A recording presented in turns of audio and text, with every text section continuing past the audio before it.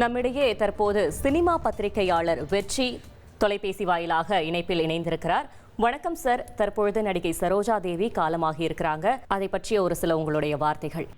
சரோஜா தேவி அவர்கள் நம்ம அந்த கால ரசிகர்கள் கிட்ட அபிநய சரஸ்வதி அப்படின்ட்டு பேரெடுத்த ஒரு நடிகை.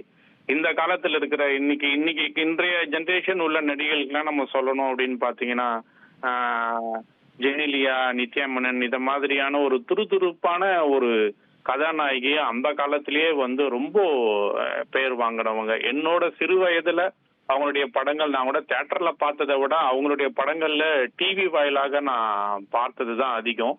குறிப்பா சொல்லணும் அப்படின்னு பாத்தீங்கன்னா அந்த காலத்துல புகழ்பெற்ற நடிகர்களா இருந்தவங்க மக்கள் திலகம் எம்ஜிஆர் அவர்கள், நடிகர் திலகம் சிவாஜி கணேசன் அவர்கள், ஜெமினி கணேசன் அவர்கள். அவங்க ஜோடியா சேர்ந்து பல படங்கள்ல நடிச்சிருக்காங்க. குறிப்பா சொல்லணும் அப்படின்னா எம்ஜிஆரோட மட்டுமே அவங்க ஒரு 25-26 படங்கள்ல ஜோடியா நடிச்சிருக்காங்க. சிவாஜி கணேசனோட ஒரு 20 படங்களுக்கு மேல ஜோடியா நடிச்சிருக்காங்க. இந்த காலத்துல நீங்க பாத்தீங்கன்னா ஒரு ஹீரோ ஹீரோயின் ஜோடியா சேர்ந்து நடிக்கிறாங்கன்னா 2 படம் 3 படம் நடிச்சாலே இன்றைய காலகட்டத்தில் ரசிகர்களுக்கு போர் அடிக்க ஆரம்பிச்சிருச்சு. ஆனா அந்த காலத்துல இவர்கள் இணைந்து நடித்த படங்களை அந்த கால சினிமா ரசிகர்கள் கொண்டாடுறாங்க. இந்த மாதிரியான விஷயங்கள் பத்தி அவங்க எல்லாம் பெருசா கவலைப்பட்டுக்கிட்டதே கிடையாது.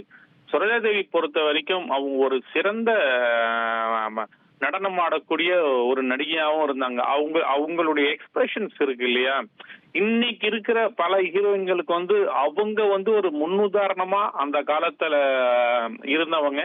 எம்ஜிஆரோட அவங்க இணைந்து நடித்த பல படங்கள் சூப்பர் ஹிட்டான படங்கள். அதே மாதிரி பாத்தீங்கன்னா ஒரு பக்கம் எனக்கு தெரிஞ்சு தமிழ் சினிமால ஒரே காலகட்டத்துல 2 விதமான நடிப்பை தரக்கூடிய நடிகர்களுக்கு ஜோடியா நடிச்சவங்க வேற யாருமே இருந்திருக்க மாட்டாங்க.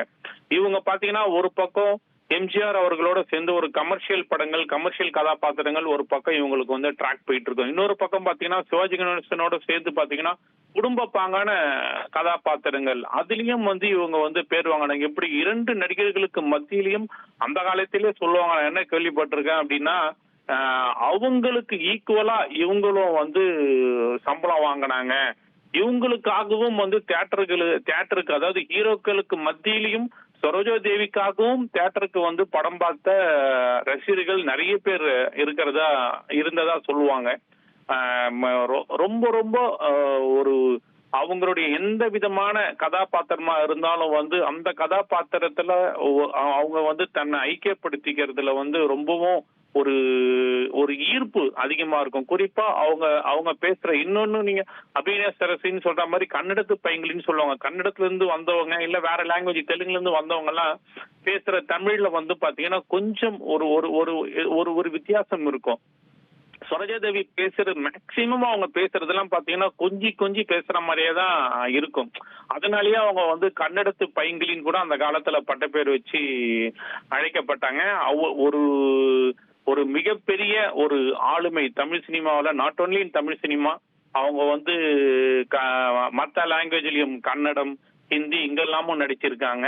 மெயினா அவங்க அதிகமா புகழ் பெற்றது அப்படின்னு பாத்தீங்கன்னா என்னை பொறுத்த வரைக்கும் தமிழ் சினிமாவில தான்.